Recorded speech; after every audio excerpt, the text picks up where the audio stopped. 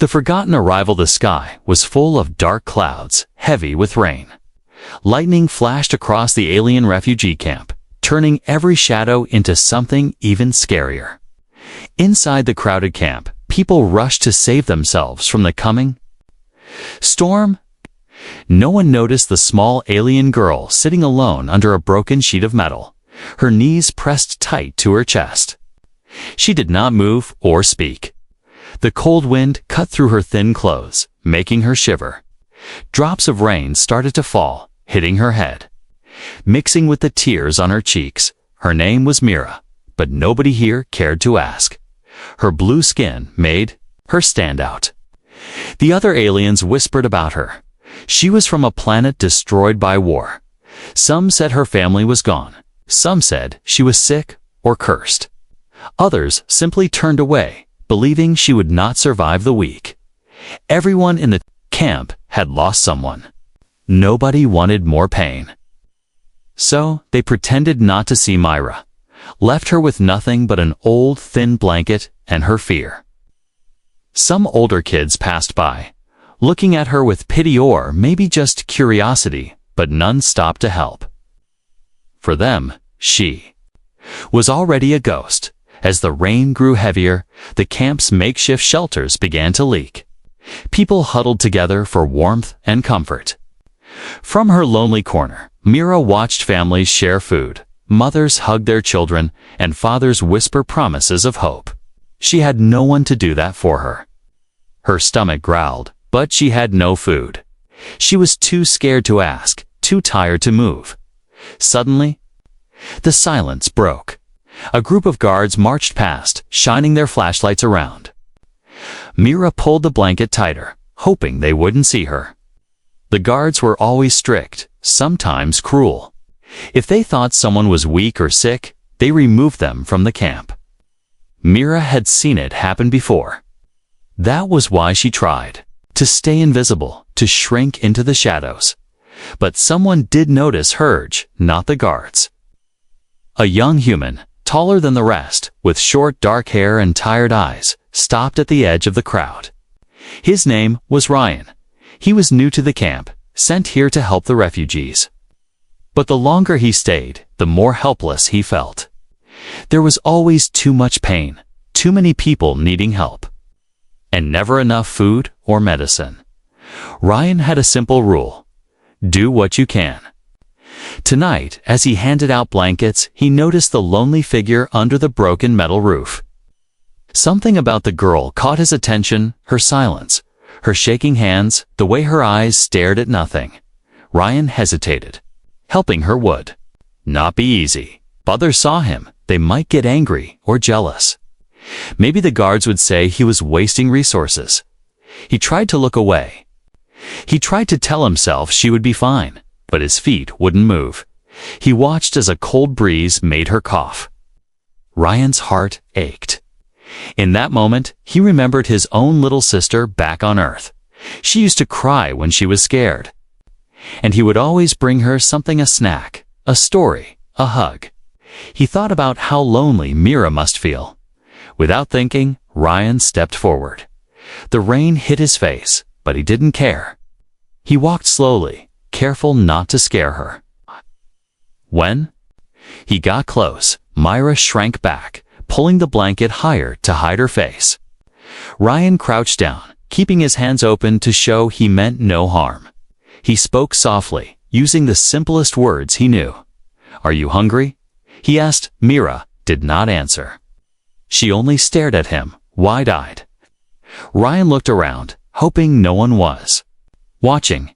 He reached into his pocket and pulled out a small piece of bread. It wasn't much, but it was all he had left. He placed it on the ground, just within her reach, and stepped back. "Take it," Ryan said gently. "It's for you." Mira's eyes darted between the bread and Ryan's face. She hesitated, then slowly reached out with shaking fingers and grabbed the bread. She took the tiniest bite, as if she couldn't believe it was real. Her eyes filled with tears again, but this time it was different. For the first time in days, someone had seen her. Someone had cared.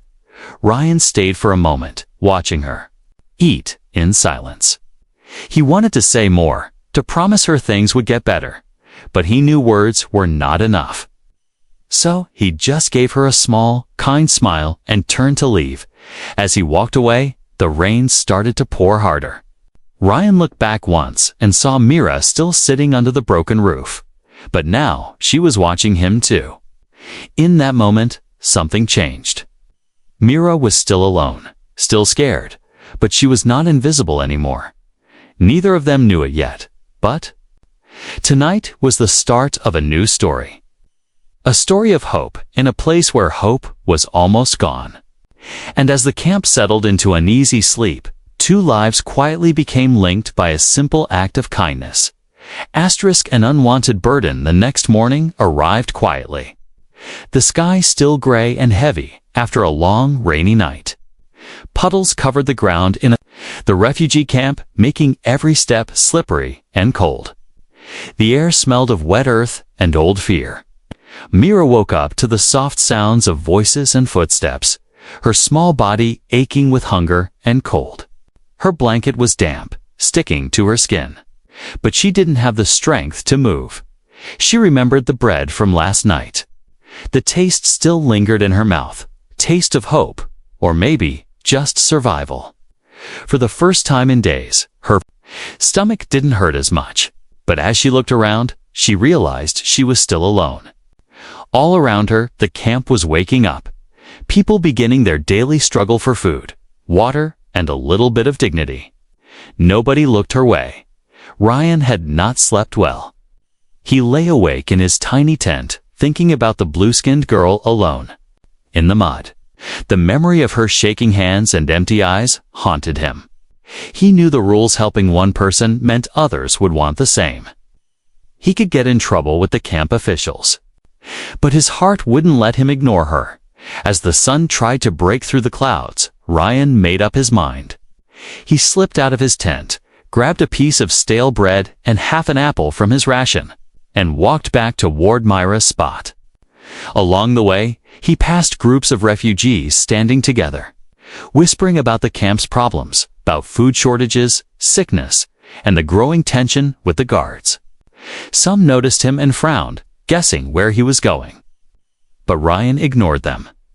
When Mira saw Ryan approaching, she pulled her blanket tighter and looked away, scared he would take back what he'd given her. But Ryan sat beside her on the cold, wet ground. He placed the bread and apple between them, not too close, not too far. For a long moment, they sat in silence. The world seemed to forget about them, even as voices in the camp grew louder. Finally, Ryan spoke, his voice gentle.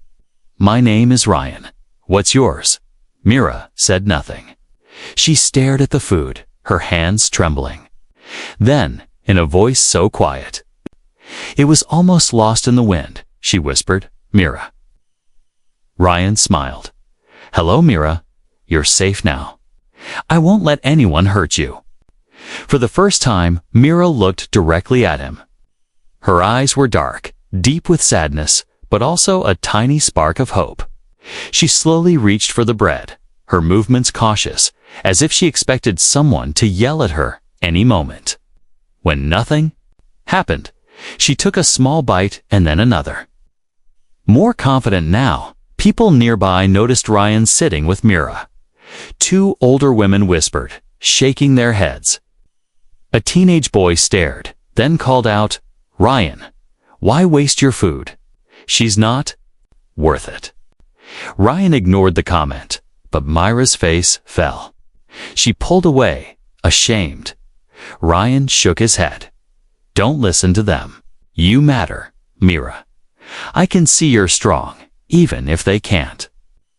Later, as the camp's guards walked by on patrol, one of them stopped and pointed at Mira. "That girl, she's been here too long. She's sick. She should go to quarantine." Ryan stood up and faced the guard. "She's not sick. She's just hungry. I'll watch over her." The guard frowned. "If she causes trouble, you'll both be thrown out. Understand?" Ryan nodded, but inside he felt a wave of fear. Helping Mira could cost him everything: his spot in the camp, his food, even his safety. But when he looked down at Mira, shivering and afraid, he knew he couldn't leave her. As night fell, Ryan found an empty crate and carried it to Mira's spot, making a small seat for her. He shared his blanket and told her stories of Earth, stories of warm houses, laughing children, and families that never left anyone behind. Mira listened quietly, sometimes closing her eyes to imagine what those places might look like.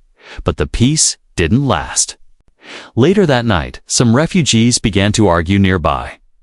Someone blamed Myra for taking food that wasn't hers. Another warned Ryan, "She'll get you in trouble. Leave her before it's too late." But Ryan refused. He sat beside Mira, watching the stars appear between clouds. He felt like everyone in the camp was watching them, waiting for him to fail.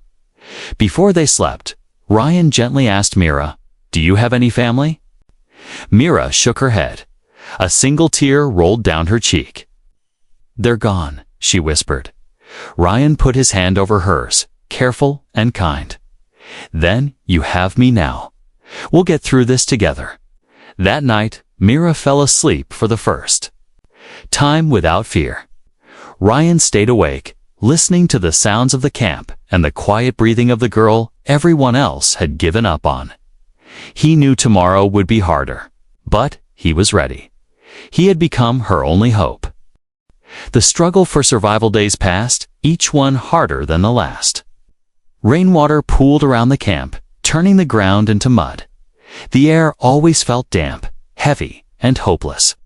Most refugees stayed close to their own groups, sharing what little they had. Mira and Ryan, alone together, became a familiar sight at the edge of the tents. Sitting quietly as the world moved around them, Ryan tried his best to care for Mira. Every morning, he would leave early, searching for food or anything useful. Sometimes he managed to trade an old shirt for a few pieces of stale bread. Other times, he went hungry so Myra could eat. Ryan's shoes grew thin, his jacket lost buttons, and his body grew tired, but he never stopped. Myra slowly began to trust him. She watched the way he protected her from cruel words and guarded her tiny space in the camp. Some nights, Ryan told her stories of Earth's blue sky and green grass. Myra would listen, her eyes closed as if she could see it all. In her mind, and she felt safe, she tried to speak a little more. She shared broken memories of her home, a planet with silver rivers, tall shining trees, and her mother's gentle voice singing lullabies at night. But survival was never easy. Food was running out across the camp. Tempers grew short, and some people blamed Myra, saying she was a burden. "Why does she get food? Why does Ryan help her?" they whispered. Ryan ignored them, but their voices followed him everywhere. Sometimes, when he returned from searching, he found their few belongings scattered, kicked around by angry hands. One cold evening, Myra woke coughing. She couldn't stop. Her body shook with fever, and her breath sounded harsh, like broken glass. Ryan felt panic rise inside him. He touched Mira's forehead and felt the burning heat of sickness. He had seen it before, how fast it could spread in the camp, how quickly the guards would throw out anyone they thought was sick. Ryan knew he needed medicine, but there was no clinic, no doctor, and he had nothing left to trade. He went from tent to tent, begging quietly. Some people closed their doors. Others asked for more than Ryan could give. The oldest woman in the camp, known as Mother Solra, watched him. She had wise eyes and a face lined with years. Finally, she called him over. "You care for the blue girl?" she asked, voice thin and cracked. Ryan nodded, desperate. "She's sick. Please do you know how to help her?" Mother Solra shook her head sadly. "I have little left. But maybe, if you trust, I can try." She handed him a bundle of dried roots and a small cup of water. "Boil these, make her drink, then pray." Ryan took the roots and ran back. In their little corner, he built a tiny fire from scraps and boiled the water as best he could. Myra was so weak she could barely open her eyes. He whispered to her gently, begging her to drink. The taste was bitter, but she trusted Ryan, and she drank as the night grew colder. Ryan wrapped Myra in both their blankets. He told her a story about a human child who survived a storm by holding on to hope. He talked until his own eyes closed. From exhaustion the next day, Myra's fever had not broken. Her skin was clammy and her breathing still rough. Ryan grew more desperate. He tried to find more food, but others pushed him away. "Feed your own," they shouted. He begged the guards for help. One shrugged, "She's not our problem." Another warned, "If she dies, you'll both be thrown out." Ryan refused to give up. Every night, he stayed by Myra's side, cooling her forehead with a wet cloth, praying for her to get better.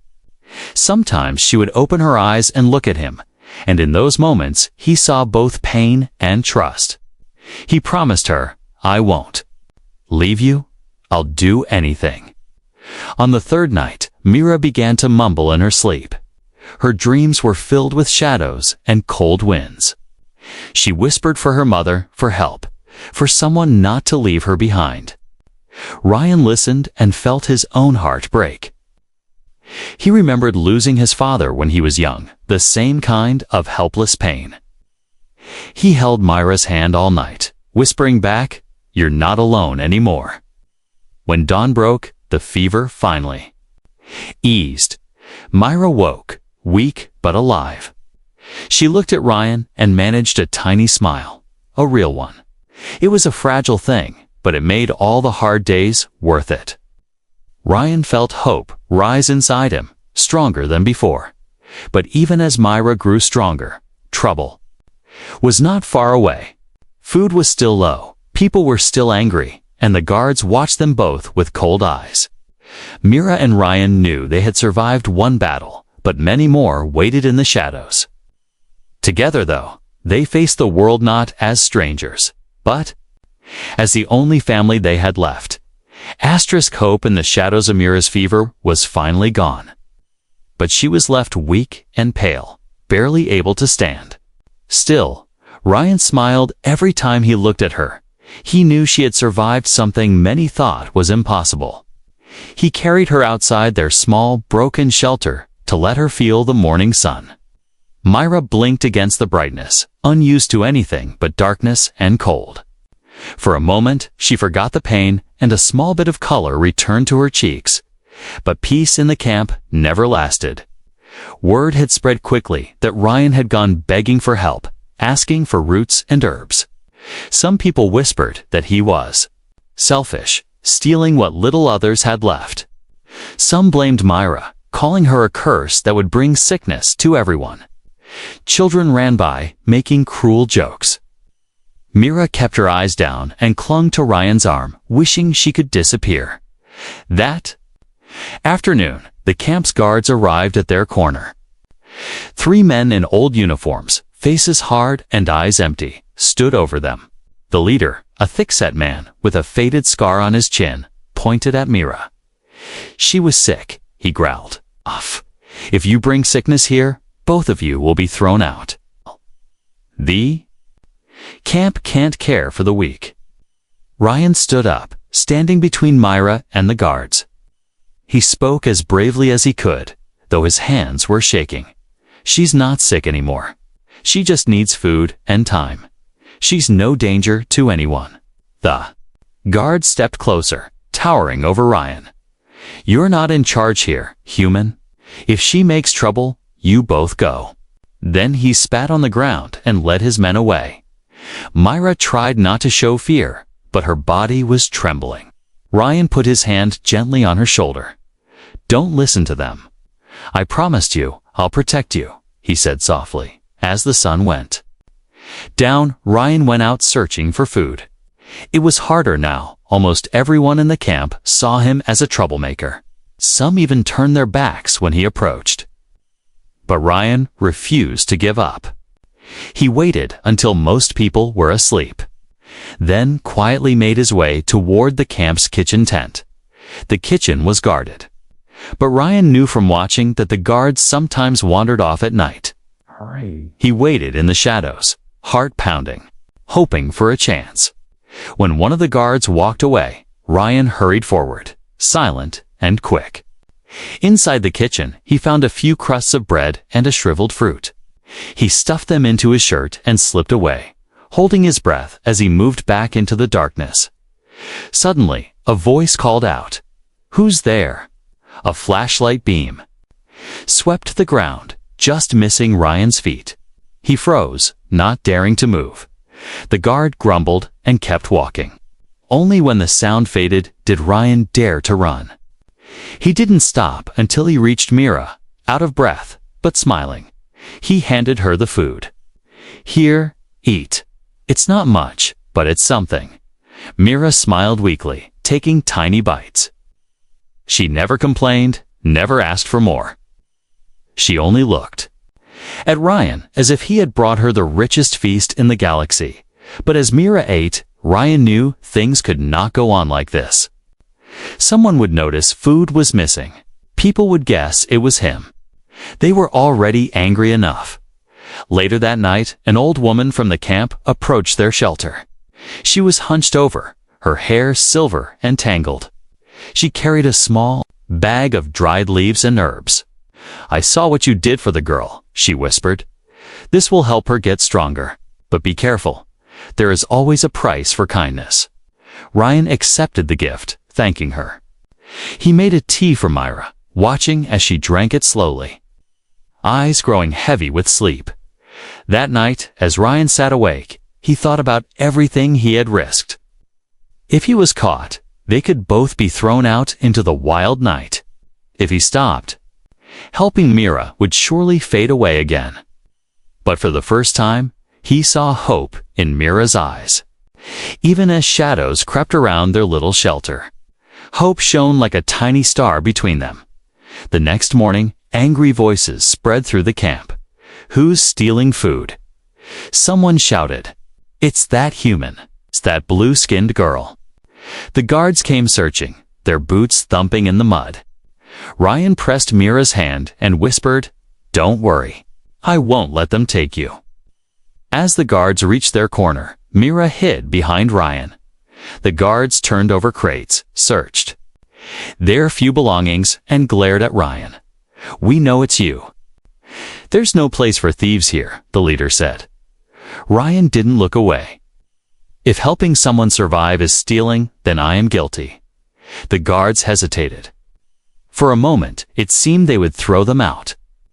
But then the old woman appeared. At the edge of the crowd, they did nothing wrong. "Sometimes the weakest need the most help," she said loudly. The crowd murmured. Some people nodded, others scowled. The guards finally left, but they left a warning behind one more mistake, and both Ryan and Mira would be gone. That night, as Mira drifted off to sleep, Ryan promised her, "No matter what happens, I will never give up on you."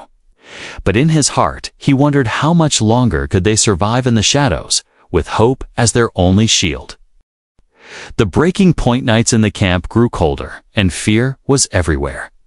Ryan barely slept. Each time he closed his eyes, he dreamed of heavy boots, angry shouts, and being dragged away from the only shelter he and Mira had left. Mira, too, was restless.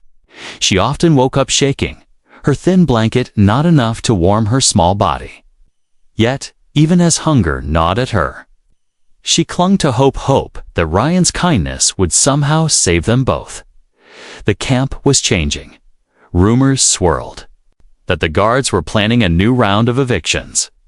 Anyone caught stealing, anyone seen as weak or sick, would be sent out beyond the fences, left to survive in the wild, dangerous forest. Ryan listened carefully to the whispers, his worry growing heavier every day. Food had become almost impossible to find. The guards watched the kitchen even at night now. Ryan's last attempt to sneak bread nearly ended in disaster. A guard's shadow passed so close that Ryan could feel his breath on the back of his neck. He barely escaped, and since then, he dared not try again. With their food nearly gone, Ryan decided he had to try something different. He waited until sunrise, when the camp was just waking up. He approached a group of older women sitting by a fire, offering the only thing he had left, a battered watch from his past life on Earth. "I need food for the girl," he pleaded. "She is not well, please." One woman shook her head, looking away. Another muttered, "Why do you help her? She will only bring you pain." But one woman, with a lined face and gentle eyes, took the watch from Ryan's hand and handed him a small piece of hard cheese and a bruised fruit. "Kindness must be repaid," she said quietly. Ryan thanked her and hurried back to Mira. He broke the cheese and fruit into small pieces, feeding her bit by bit. Mira's eyes brightened, and for a moment she smiled, the shadow of hunger lifting from her face. But peace was never easy to keep.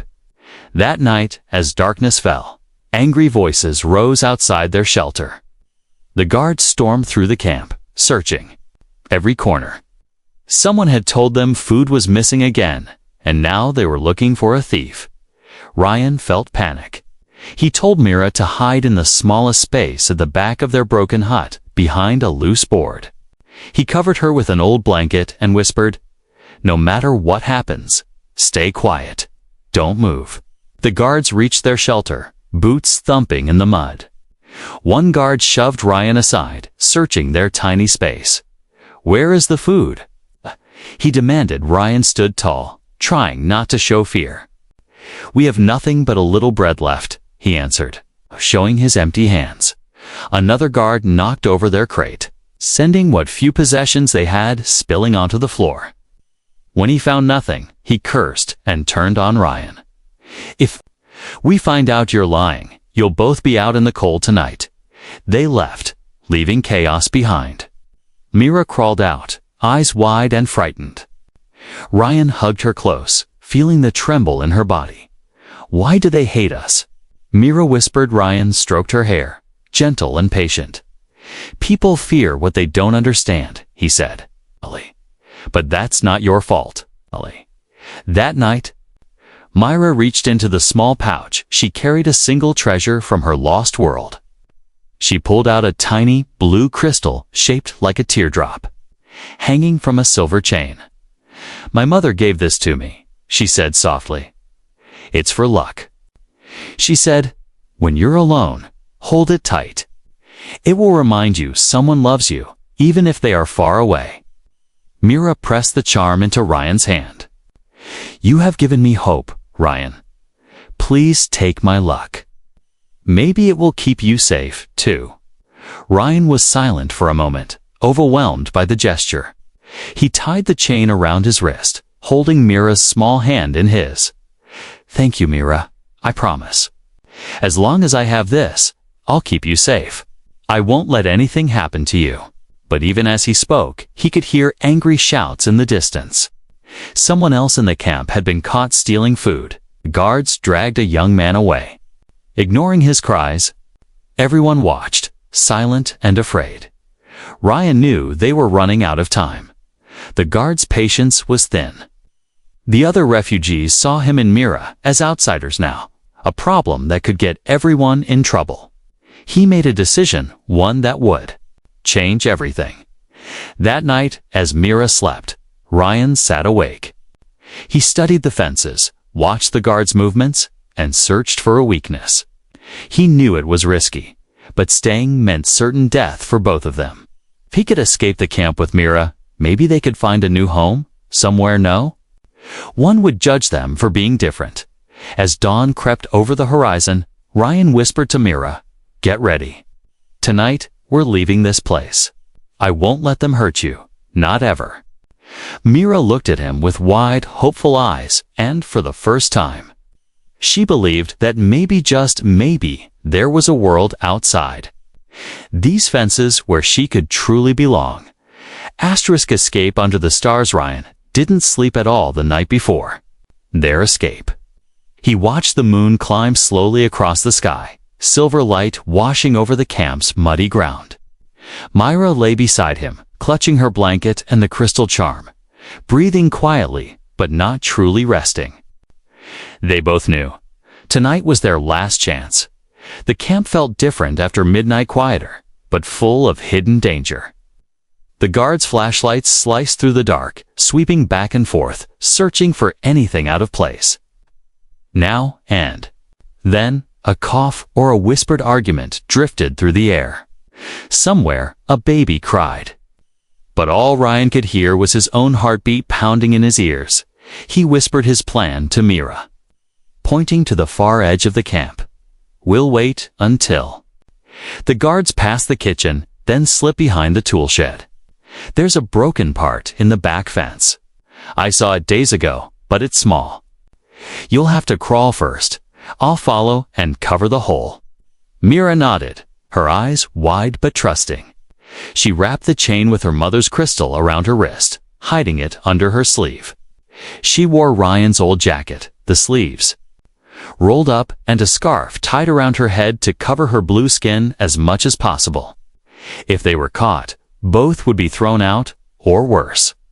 Ryan squeezed her hand. "Stay close. Don't look back." They waited, holding their breath as the guards made their rounds. The minutes crawled by. Ryan counted every step, every flash of light. At last, the guards stopped by the main gate, talking in low voices. Now was their chance. Ryan led Mira through the shadows, his movements careful and silent. They kept to the edge of tents, using piles of crates and laundry lines for cover. Mira slipped once, her foot landing in a puddle with a soft splash. Ryan froze, heart thumping, but the guards didn't hear. He helped Myra up, and they kept going, slower now. Finally, they reached the tool shed. Ryan paused, listening for any sign of movement. All was still. He gently pushed Mira forward, and together they crept behind the shed to the old fence.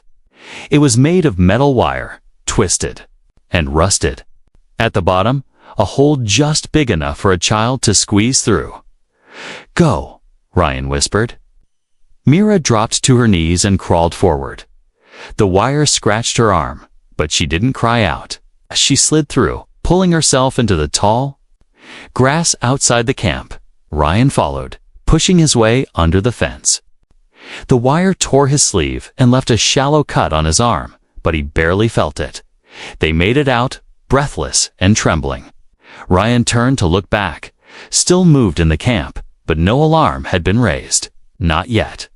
He gently took Mira's hand, and together they ran, half-bent, through the grass and into the trees beyond the camp. The forest was dark and thick, filled with unfamiliar sounds. Branches grabbed at their clothes, and thorns scratched their skin. Mira stumbled, her legs weak from hunger and sickness. Ryan picked her up, carrying her for a while, whispering words of encouragement.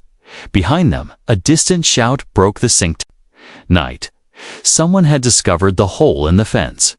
Flashlights swung wildly, voices barking orders. Dogs began to bark, and Ryan's heart jumped into his throat. "We have to move faster," he told Myra. "Hold on tight." They pushed deeper into the forest, following a narrow path Ryan had noticed before, a trail almost invisible in the daylight. Hidden under leaves and roots, they ducked under branches and splashed through a shallow stream. Ryan's arms ached, but he refused to stop. The sounds of the camp faded behind them.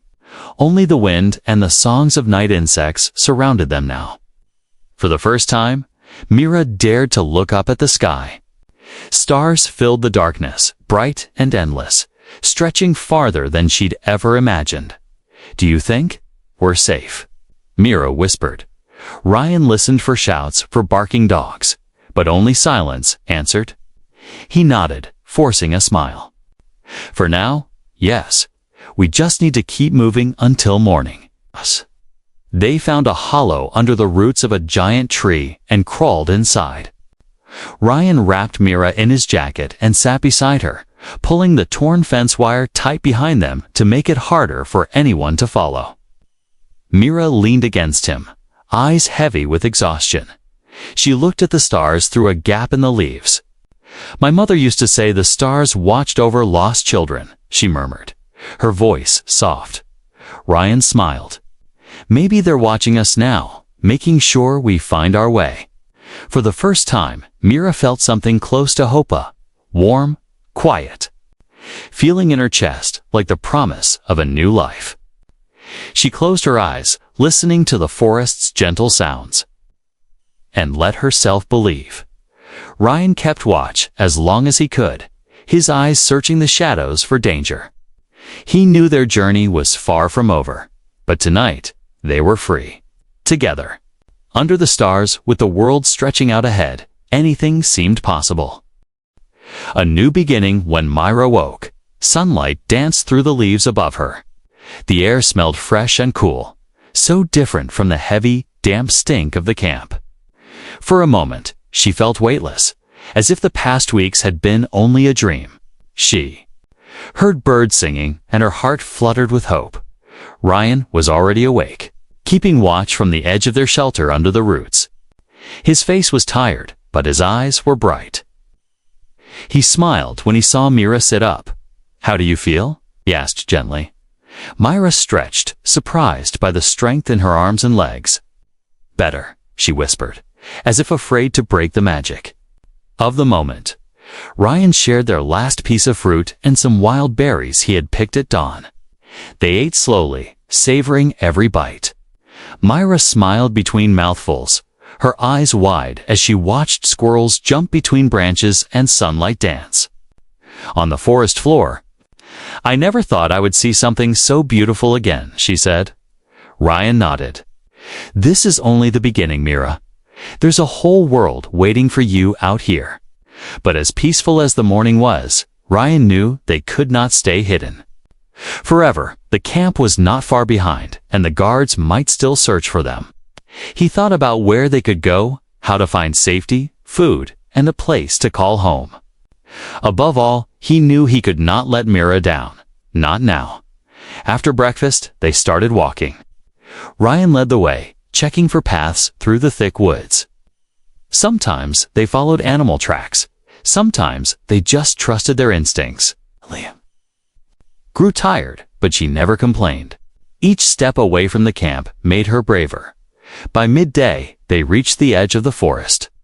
Ahead lay wide, grassy hills, and, in the distance, the shimmer of a river. Smoke curled into the sky from far away. Human settlement, perhaps. Hope surged in Ryan's chest. "If we reach the river, maybe we'll find help," he said. Mira's hand tightened in his. "As long as we're together, I'm not afraid." They traveled all afternoon, careful and quiet.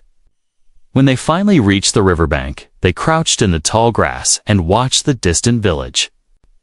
Ryan saw small houses, people working in gardens, and children laughing near the water.